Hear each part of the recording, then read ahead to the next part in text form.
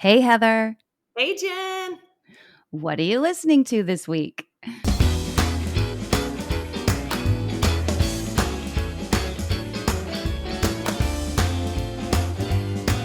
Welcome to Season 7 of What Are You Listening To? The weekly podcast created to foster community through music by sharing the stories behind the songs that soundtrack our lives.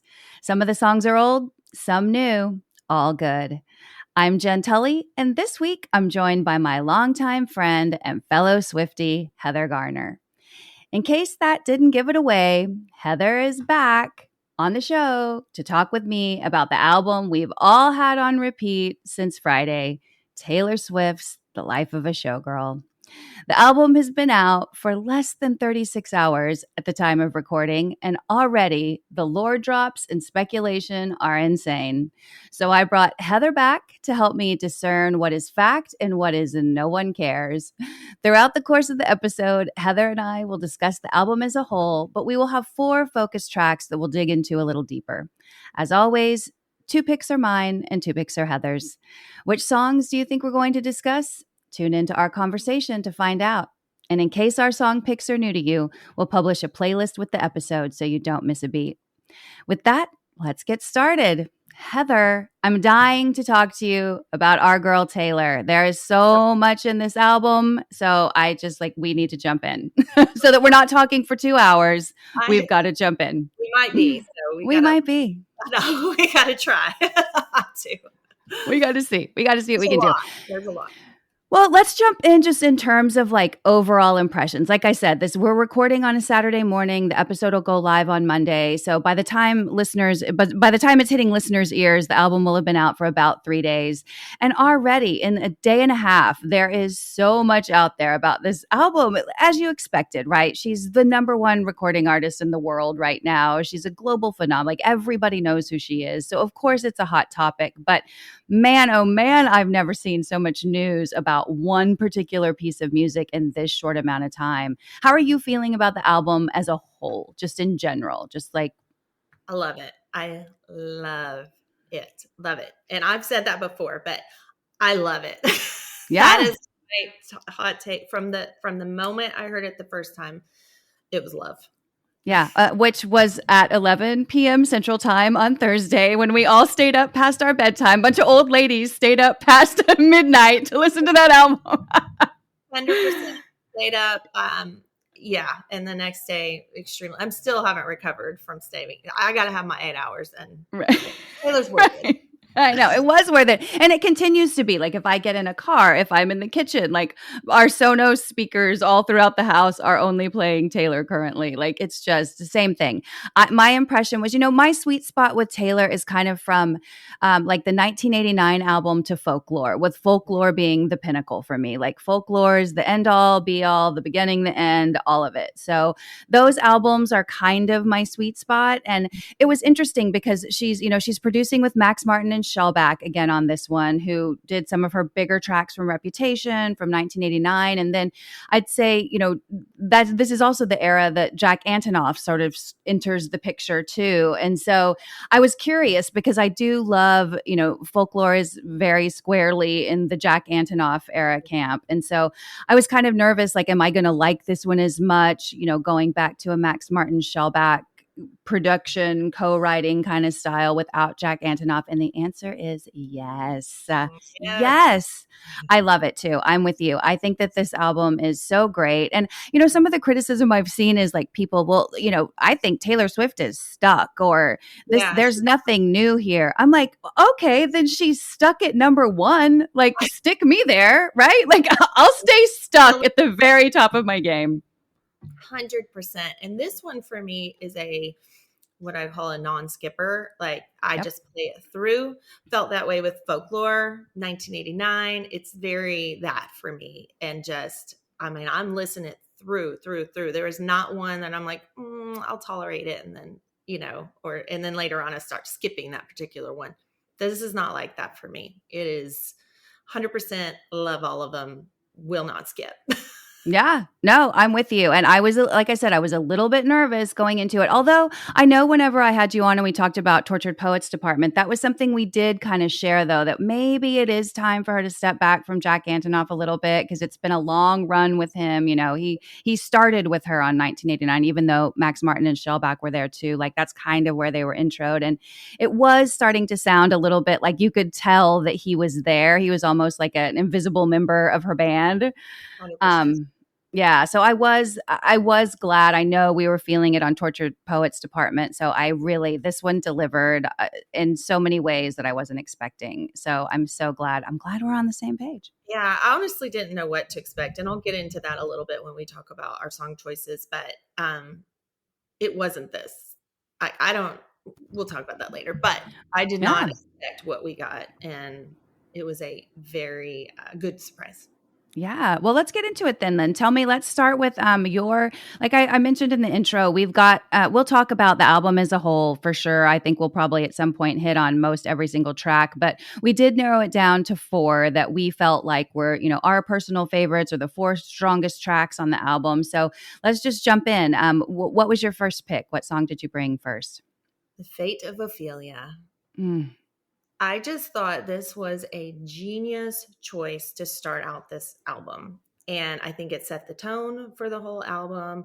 Again, as I was just saying, I did not know what to expect. It's called The Life of the Showgirl. I really thought this album might be about her music, her work. But I don't know why, because she was so like dating Travis and all that. I didn't expect a bunch of Travis songs. I have no idea why I felt that way, but I just didn't. And this is a Travis song, yep. obviously.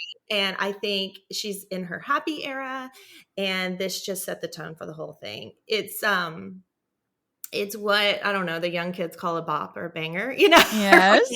And I played it for the first time and I immediately started dancing, Uh-huh.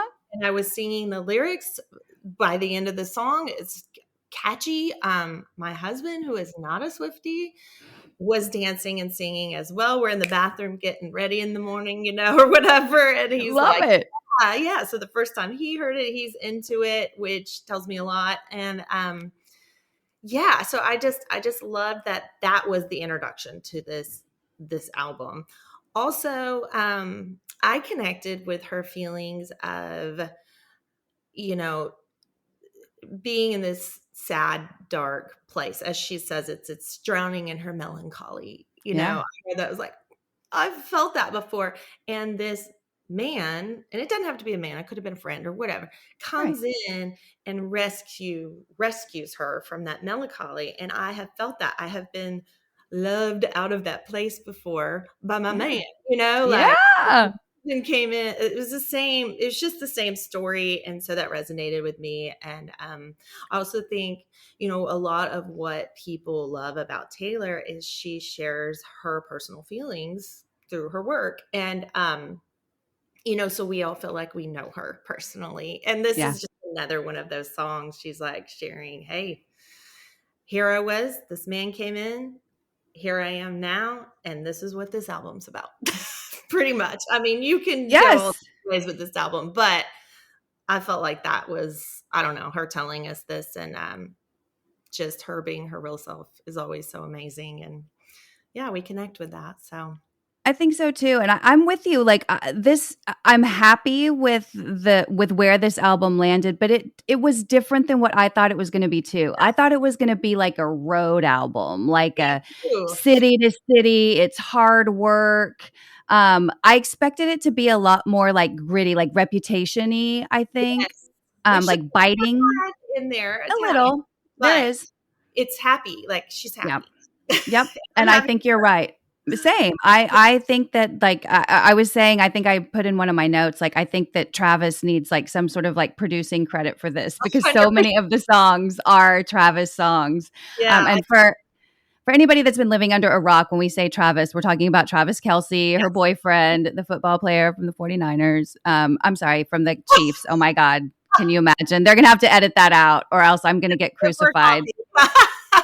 More coffee. Sorry, Kansas City. Oof. They're both red. They're I both get it. red. I know. I'm looking at the colors. Well, actually, I'm looking for Taylor in the stands when I'm watching the game. Actually, that's what I'm doing. I'm being honest. But I mean, I think he's so prevalent throughout this. And it's funny, like the very first note I had on this was the exact same thing you said as well. Like, this is the perfect opening track. It sets the tone. It tells you, like, oh, maybe this isn't like a road album. I'm tired of touring. This is a hard life I've chosen. Where I'm like, oh, this is like a sweet, I'm in love and I'm happy and I'm kind of getting towards like a settling down phase album. And you're Yeah, like, and her real self that she may have forgotten along the way in the yeah. life of Showgirl. I feel like she's back to that, and Travis helped her find that. Is sort of the message I got. Yes, good point. I think that that's right. And I love, I'll spend a lot of time on lyrics this episode just because she is so brilliant at them. But it's kind of what, we were talking about a little bit earlier, but pretty early in the song, she says, I swore my loyalty to me, myself, and I right before you lit my sky up. Yes. And I think we've all been there where you're like, I'm done, not dating ever again. This is for the birds. Yep. And then somebody amazing comes into your life, like you said, dude, friend, whatever. Yeah. I totally love that. And I also too, I love the second verse where she actually kind of tells the story of Ophelia a little bit for people that don't know. Did you like that? Yes, and that's her. She's got that library lady side. She's got loves her reading and her Shakespeare, and I have those two sides too, and I just love that she always brings that in. And loved this song. Love the whole I do too. Well, and I also too, like here's like a personal side note, but again, because we're longtime friends, we get to do this. It also makes me think of, do you remember when we were in school? And I think one of the first shows I saw, I think for folks that haven't listened to the show with Heather and I before, we're old friends from high school. We met in high school theater class and have been friends in and out of touch ever since. And when we first started, one of the first shows they did was Rosencrantz and Guildenstern Are Dead. And I can remember that character of Ophelia, the way they directed her, was she just would pop into the scene and just be crying. Remember, she would just run around the stage and burst into tears. And so that was another reason I thought, oh, this is so great, like to have Heather back too, because that imagery was running through my head as well, like while I'm listening to this song. It totally reminded me of that. That's so fun. And I also love too, before we move on to the next track, there's another lyric that I want to get your hot take on. But I love the lyric where she says, you wrap around me like a chain, a crown, a vine. Mm-hmm. And I'm like, you know what? That chills, right? Because a long-term relationship, even a short-term one sometimes, can really feel like that. Like all of those, yes. Yeah. And it could be a chain, like, a necklace that you always wear, or a chain, like a ball and chain.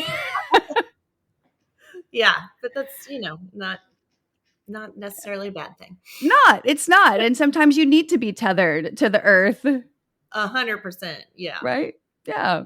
So I love it. But I'm just like, relationships, like I've not heard it phrased like that. And I'm just like, how does she know? Like, how I've been married for 23 years. And I'm like, how does she know more than I do? No, it's insane. Old soul. Old soul. She only explanation. It's true.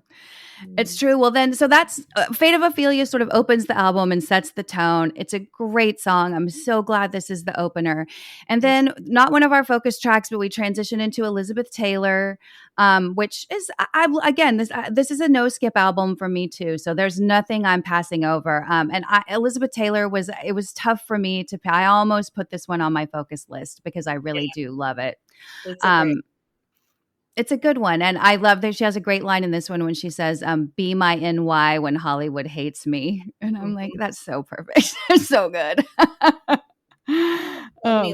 Like we'd be here all day if we went into I know them, because she's just a genius. She is. She's so good. And then it kind of like transitions. I think Opalite kind of stays in the same spot. We're in love. We're feeling good. Pick that one. I almost picked it. You did, Opalite? Yeah. I love it. It's so pretty. Yeah, it is. It's just, and it's another, I got to move to the song. I love it. Yeah, I like it too. We transition into father figure. The thing I'll say about this one is I love that she gives George Michael writing credit on this Yeah. one. So funny. I'm like, but she's such a, I mean, I think it just goes back to her being a good person, right? Like, Oh, could have been yes. a big court battle. It doesn't sound like father figure. I mean, certainly the lyric is, he has a song called Father Figure. But But I just love that, she just got ahead of it and is like, yep, George Michael gets credit on this yeah. one. Great. Thank you. All right. Well, your second focus track. So tell me what your second pick was, because here we are on the playlist. Yes. Eldest Daughter. Mm, There's so much, like the whole show could be about this song, in my opinion. I am not the eldest daughter. I mean, in the sense of I'm not the oldest child. I am the first daughter, but I have an older brother and that's it. So it's not necessarily about the oldest being the eldest daughter for me. But there is so much I identified with in this song that my first listen, I actually cried. Like, same. I cried, and not a lot. I've got some good medicine on board not to make me cry. Yeah, so not a lot makes me cry anymore, but this did. So I could have 100% written this song. I mean, not as geniusly as Taylor, but the feelings in this song, I just resonated with it so much. And a lot of people, like, I'm a TikToker, so I've seen all these TikToks about this song, and I think it means different things to different people. So, which that's music, but she talks about growing up and the things that shaped her and changed her along the way and made her who she is. And just I'm like, that's that's me too, people pleaser, perfectionist, conflict mediator, and all of that is shaped by your position in the family, the birth order, and all of that, but also just things that have happened in your childhood, um, growing up. And then she brings Travis in, which I'll get to that in a minute. But so this line, this is what first I was like, that's me, I have been afflicted by terminal uniqueness, and I'm a self-reflector. I know myself well. I know why I am the way I am. And I feel like this song just was like, yes. So that's the first thing that really got my attention. And I know a lot of people feel this way, like you just feel different on the inside than everyone you're around. And then we just put up this personality or this costume on, trying to be something we're not, trying to fit in, trying to be cool, when we don't really care about those things, or like she says, I never wanted to get married or whatever. That's a lot. And there's so much we say and do that aren't really us, and it's actually painful trying to be that way. I was like, oh my gosh, trying to be something you're not just to get something you want is kind of what I got from that. And I'm like, I identified with that so much, especially I think all like middle school girls and high school girls, we're all trying to figure out who we are. And that was just so interesting to me. And that line, that lyric specifically was just like, wow, you just put into words what I have felt forever. And then the second line that lyrics really got me was cautious discretion, and how Ooh. and you probably don't even know a lot about this, but early on in my life, I experienced a lot of difficult things, and it shapes you and it builds this fear around you. And I became a really cautious, careful person because of it. And so that cautious discretion, she talks about falling off the trampoline, breaking her Yeah. arm, and so I was like, that's me as well. I identified with that because I developed that as well. And then she talks about Travis, she's never laughed like that before. And I think she's saying he brought her back to those innocent days before she built all this crazy stuff up. And now she's back to who she really is. And he brought that out in her. And I feel the same way with my husband. You know, he broke down all those things, and I'm 100% authentic self with him. And she's the same. And it just brought tears. It brought tears to my eyes. Same exact thing. Wow. Yeah. Even I imagine I'm going to get, what did you say? Happy for that was some yes. of it. I'm so glad you found that perfect happiness she's been struggling her whole life to find, and trying to be all these different people just to find what she finally has. And I lived that too, and she lived it too, and I'm so happy for her. And that was part of the tears too, is happiness for myself and her.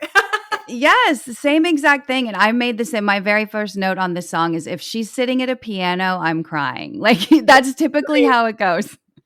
Like her piano songs just really like hit differently. And I think that, I don't know, I think the piano must be some sort of conduit for her too, to like really open up and go deep and get vulnerable. Because, you know, I've said it before, you know, New Year's Day is one of my all-time favorites. And that is a classic, you know, Taylor piano song. But I just think that, and I wrote down the exact same lyric you did, I have been afflicted by a terminal uniqueness, and I've been dying just from trying to seem cool. Like that. And I think it's so interesting. Again, I'm so happy to have you on the show. You're the only person I want to talk about with this. And I think part of that is because we did grow up in this formative time. We watched each other through high school and all of those challenges. And we went to a giant high school. Like, it was almost like a little mini city. You know, there were so many people. And so I think, you know, watching that and then going through college and marriage and now, you know, kids leaving home and things like that, it really is interesting to think about the parts of me, of you, of us that are the same, and the parts that are different, and the parts that we could see in each other even as kids, that made us know, like, oh, this is somebody that gets me, or this is somebody that understands me. Yes. You know, I'm excited to talk to you about this as well, because our little theater group, I feel like we were all like that. We have this difference. We were just different. And when we were together, that was home, you know, and where we could also be our true selves in this crazy world of high school where everybody's pretending, you know? Yes, that's such a good word for it. And we were kind of like a Breakfast Club ragtag group, right? I mean, yeah, we were all different. Like, yeah, you were a cheerleader at the time. Yeah. Like, I can remember, and I was like a fully drama geek. We had super like brainiacs in, you know, Josh was kind of a new waiver type guy back. I mean, we had like all of the characters. Football. Yeah. And I think that once, like, but like you said, once we were all in that theater room together, we were all on equal footing. There was no social hierarchy. We were all just there learning. And I have to, like, may he rest in peace. He was a life changer for me. But Mr. Blankenship, you know, our theater director, was, I think, really, really responsible for bringing those friendships together that still are alive and well today. You know, I saw Josh Wooldridge on Wednesday. Like, you know, I think that, and I talked to Shannon on the daily. I know you're in touch with a lot of those folks. And it's not random either for us to get a text, you know, on the text thread, like all of a sudden one day something will pipe up and, you know, we're all communicating again, just like we did when we were 16, you know? So I love that this song sort of like put that into words. You know, it talked about how, like, all of us, I think, even if I think that everybody wrote down that lyric, or that lyric's resonating with everyone because everyone feels it. It's universal. Even if you're not admitting it, you will in 10 years, right?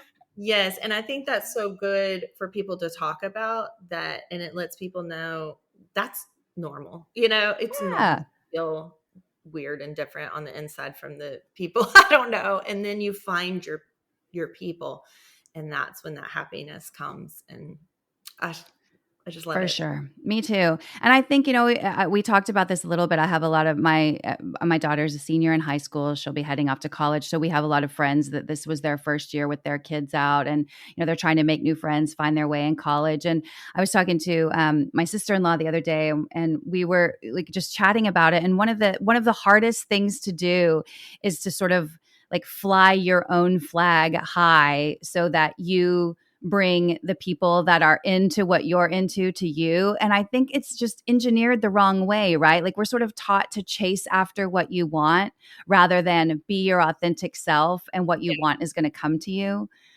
100%. I love that, Jen. I love that. That is And deep thoughts. and so, and that's what this song made me think of, though. Like it's sort Yeah, of saying, like, you fly your flag high, and what you want is going to find you. Like it's going to come to you as long as you're being authentic. And I didn't learn that until I was almost I think 40, probably. yeah, most people don't. So me neither. um, Yeah. and I also think, before we move on from this track, which again is one of my favorites on the whole album too, I think that this song is an example of why people love her. It's well written, it's melodic, it tells a story, it's personal, it offers words of wisdom, it's honest. Like that's why when people are like, why Taylor Swift? I'm like, that's why. Those reasons right Yep. there. It's all encapsulated in this song. That's why. Agreed. Yeah. Agreed. Well, conveniently, I chose the very next song on the track list as my first pick, and it's a song called "Ruin the Friendship." Um, Yeah, this my one, this one takes me right back to the hallowed halls of Trinity High oh School, yeah. Heather. Same. Woo wee! Who hasn't felt this way? I mean, who hasn't felt this way? Where I think that's what's most amazing about her to me. I mean, for somebody that's led a pretty unconventional life from an early age. I mean, what is? I think she was born on a Christmas tree farm in Pennsylvania. They left when she was around 12 to move to Yeah. Nashville to focus on her music career. So it's not like she was like you and I, like driving to school and like doing Yeah. the thing. Like I don't know how she's able to be so relatable when, she led this very different life than you or I. Yet I feel like she could have been hanging out in that courtyard in front of the drama building with us any day of the week. For sure. Yes. Right? I've always loved her because I feel like connected and like, wow, Mhm. we're one and the same. And here she's this famous singer. We're not one and the same, but she makes you feel that way. Yeah. Totally. And, I immediately think of a boy that the song 100% applies to. And the funny thing is so did my 17-year-old daughter. Do you know what I Right. mean? Like, again, it's just universal. Like, I mean, is there a ruin the friendship guy that comes to your mind? Maybe. See? Yes, 100%. Yeah, I think we've all had that. And I think it's that moment where your friends, but you also know there's something more, but you don't want to break chick code. That's a no-no. Like we all believe in that. Yet at the same time, you also don't want to live a life of regret either. Like and of course, when I think hopefully for both of us when we're thinking of our ruin the friendship guy, he didn't suffer the same fate, the boy I'm thinking of, that the No. friend in our song did, which sadly, it ends up being a song about regret because Yes, the person that she did not take a chance with ends up dying. And, again, another reason why it feels like we're talking about the plot of like a movie and it's a 3-minute song, that's a lot packed in. it is. Yeah. But I like this sentiment. We spend a lot of time again teaching ourselves and our daughters about girl code, which I 100% believe in. And we spend a lot of time playing games with potential partners. Who's going to text back first, or I'm going to wait. Remember back in the day, it was like wait 5 days before you call. Like all kinds of crazy stuff. Yes. And I think that she has the line where she says it would have been the best mistake. And then there's another line that says staying friends is safe doesn't mean you should. Right. And so I just think it's just, yes, this is a nostalgic love song about a missed opportunity. But I also think that it's a reminder that sometimes you have to go for it. It is so hard to be vulnerable, especially with another person, but it's better than regret. Right. 100%. And I crack up because like my daughter tells me these unspoken rules they have on like Snapchat and this, like, no, you can't snap back immediately, or you, if you show your shoulder, that means one thing. If you show your face, that means one thing, and it's like, forget all that. Just Yes. just do it because you're going to regret not. And that's, I think, the whole message of the song, which I is, think so too. or you will regret it. Yeah. You will. And, I think we spend, especially as girls, and this kind of goes back to Fate of Ophelia, we spend a lot of time playing it safe because we're people pleasers and we don't want to hurt anybody. And again, I want to like, I've been 100% like chick code, hoes before bros. Like I'm in all the way. I'm not saying go out and like screw your friends or, whatever. Like I'm not looking to hurt anybody. And I think there are times where as women, especially, we are way more cautious than we need to be. And we miss out on opportunities because we're trying to make sure we don't hurt anybody else, or we don't ruffle any feathers, or we don't rattle anybody's cage when we're like killing ourselves for it, It kind of goes back to the Eldest Daughter song too. It's Mm-hmm. the same, that's Yeah. we are. So yeah, it's not necessarily the best thing. Yeah, it's not. And so I love the song. I think it's a beautiful song. And I also really, really love the message on that one. Well, before we get to my second pick, there's no way we can skip the track in between. We have got to discuss Actually Romantic. There is all kinds of mania out there about, is this or is this not a Charlie XCX diss track? So what's your take? I mean, honestly, I had to look up the Charlie XCX lore, all of that about it, because I didn't really know. And then I do feel like there are a lot of things that point to that, but I think they've denied it and I don't know. So it could be about anybody, to be honest. I think it's funny, cheeky. I don't know. I like it too. And yeah, I'm with you. I don't know either. I don't know if anybody really knows except the two of them. But I don't think that she's like, I just don't think she's keeping score in that way. Do you know what I mean? I think if she, she doesn't have time. I think if it's anything, it's just a conglomerate of people. Do you know what I mean? It could be Charlie XCX. It could be Kim Kardashian. It could be Kanye. You know what I mean? It could be just an amalgamation of all of these things that she's put into, this character. We all know she loves to write about a character.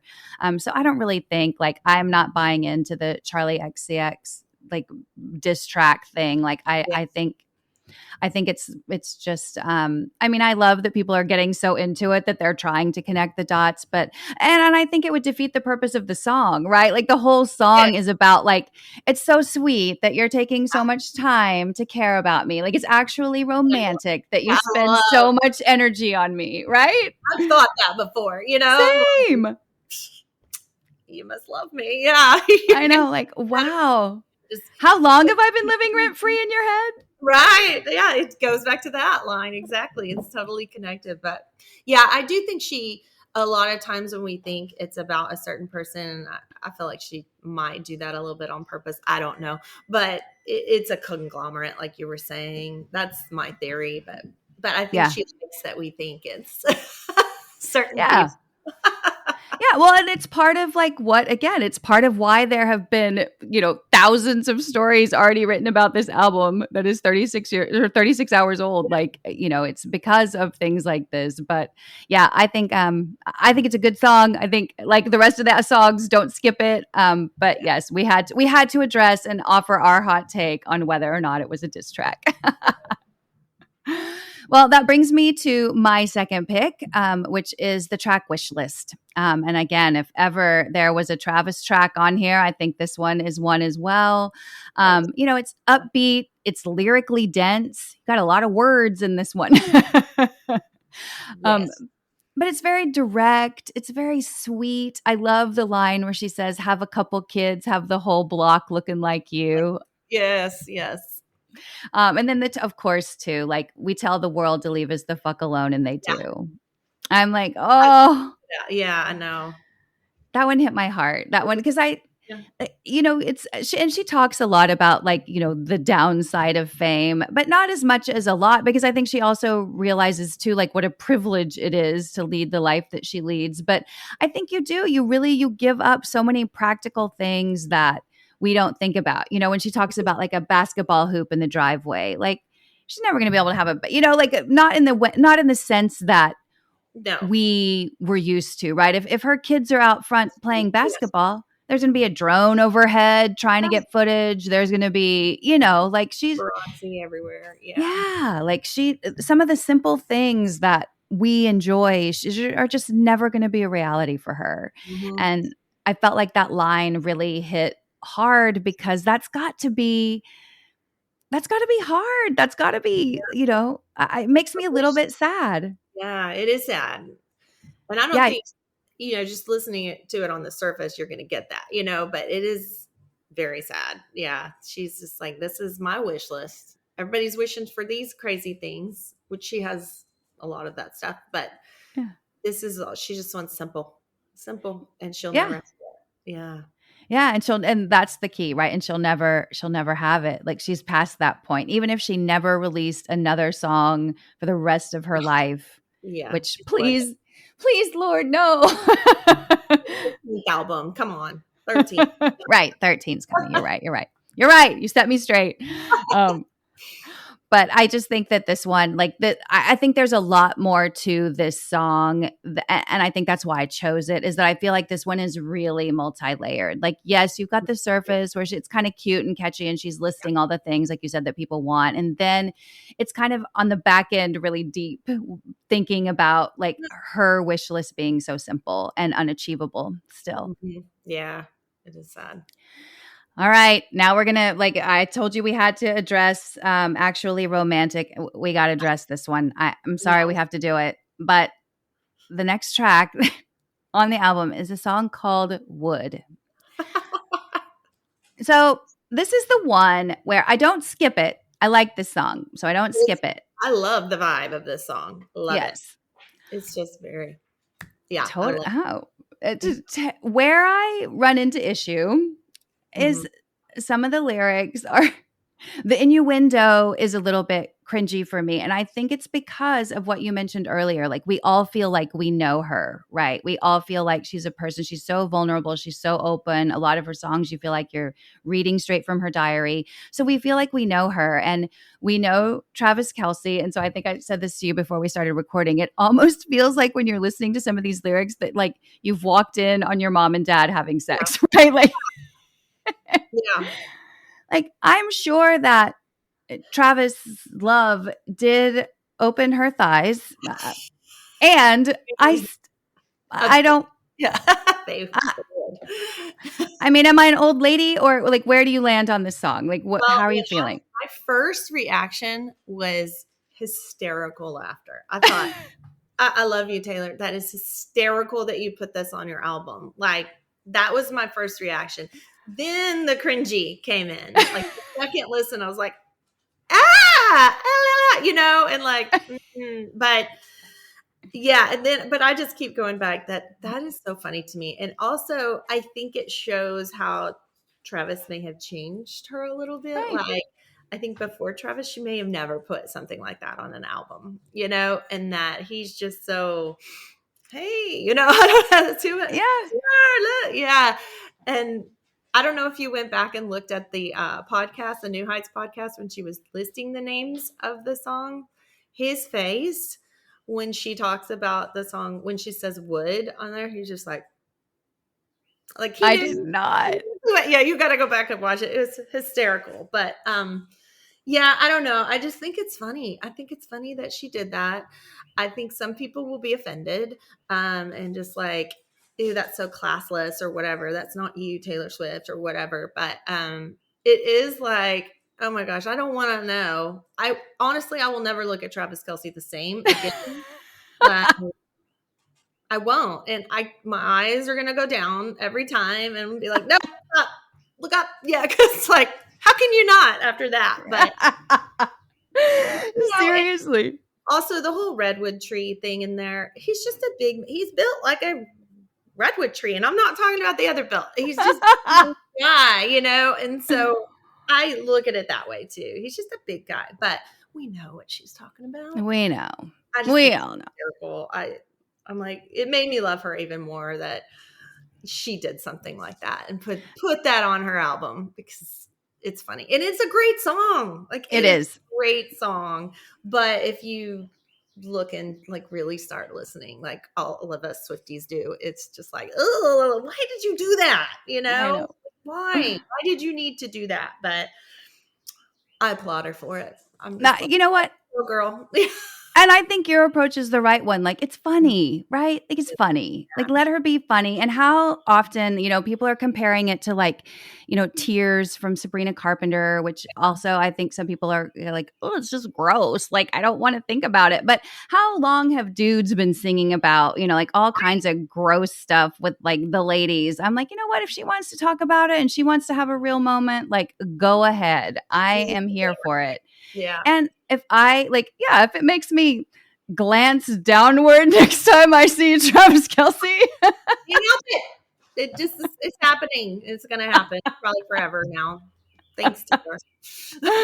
Oh my gosh. Well, she finishes out the album with 3 tracks that are good. I felt like we're kind of leaving a hole here at the end of the album, but the 4 songs that we picked, I think, are just so strong. I felt like those were the right choices. But right after Wood, she moves into a song called Canceled, which is kind of, this feels like it could have also sat on the Reputation album.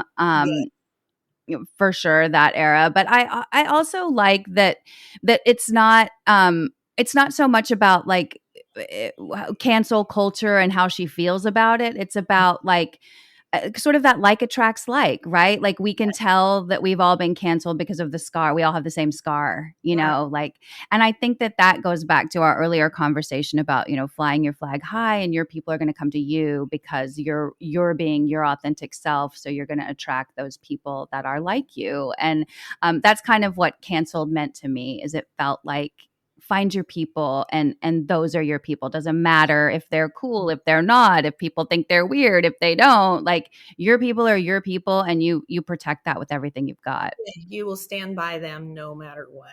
Like, yep. Yes. It's a loyalty song to me too. Yep. That's a great way to put it. Loyalty song. And then Honey, she does like what she's so good at here, where she like takes a phrase or a word and she just owns it. Like, nobody else can touch this word after the song. Like, it's hers now. And the fact that she's like pointing out people, honey, in your sarcastic way, but then she likes it now when Mr. Travis says it, Mm-hmm.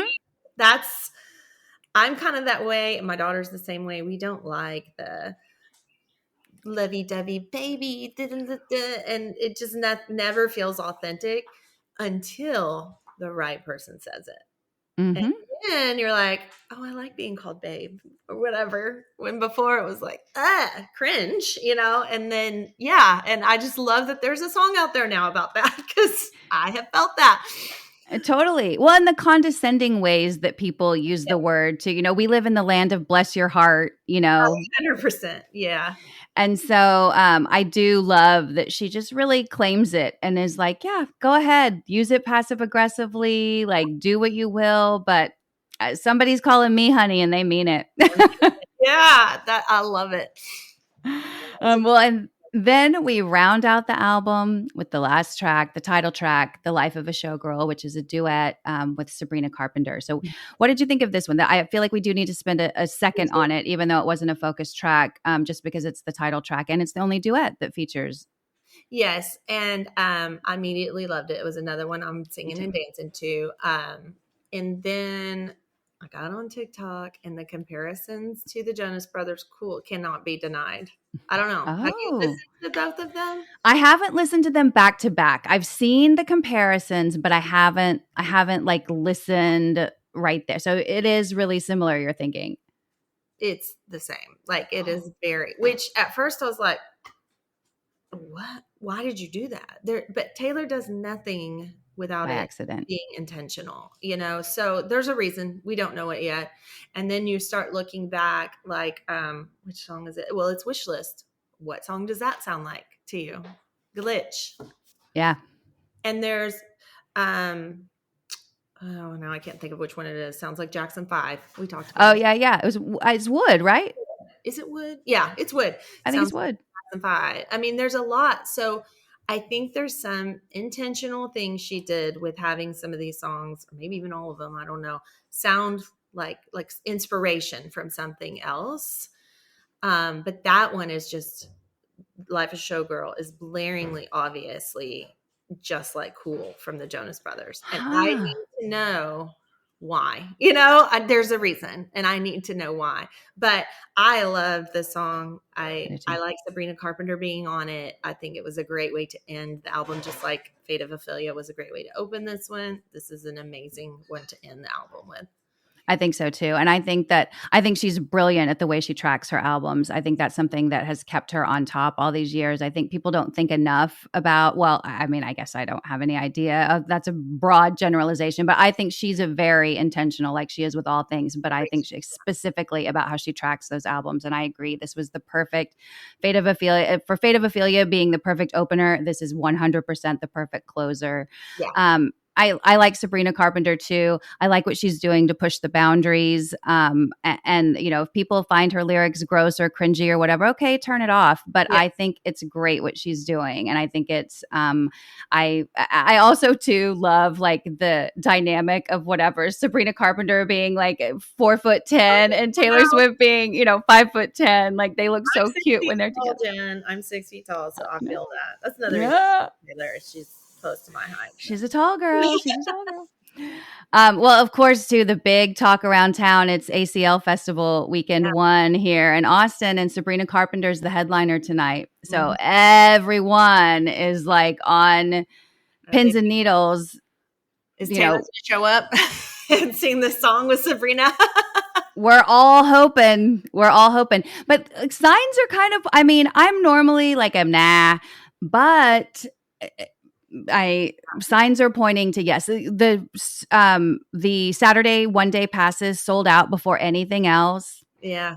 All the corporate tickets that they're giving out, like nobody got Saturday passes. Like it makes me feel like something. I don't know. We'll see. By the time the show airs, we will know for sure if she does make a surprise appearance with Sabrina Carpenter tonight. But this girl's hoping she does. I wish I was there, man. It makes the wait, what was that? Not only for Taylor, but also for Sabrina. But. Right. Yes. And I mean, Sabrina Carpenter is an amazing performer. And I know some people have called out that they think it's cheesy.